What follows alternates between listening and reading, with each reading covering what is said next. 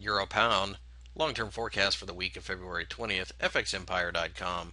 The Euro Pound isn't one market that traders who are looking for excitement like to trade typically. The pair has a long history of being a slow grinding pair, and this is due to the fact that the two currencies and two economies by extension are so interconnected.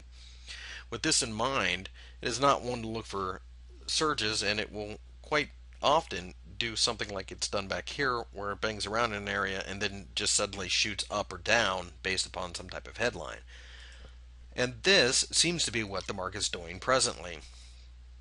84 is obvious resistance. The problem with 84, if it gets broken to the upside, there is a ton of resistance at 85. So it's difficult to go long this pair. Also, the most recent trend's down, and obviously there's a lot of trouble in Europe presently. If we can break down below the 83 level, which has been basically the bottom of this, we are looking for a breakdown to the 80 level. There will be stops every 100 pips on the way down. That's just the nature of this pair. But one has to think that the trouble in Europe trumps the trouble in Britain. Britain suffers, don't get me wrong. The EU is 40% of the export market for the UK.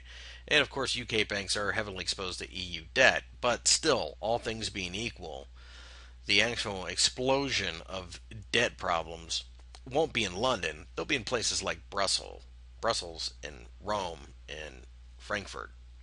So having said that, we still prefer selling this pair, but we need to see that daily close below 83 in order to go short on a longer term trade. Of course, rallies could be faded if we do get them up to 85.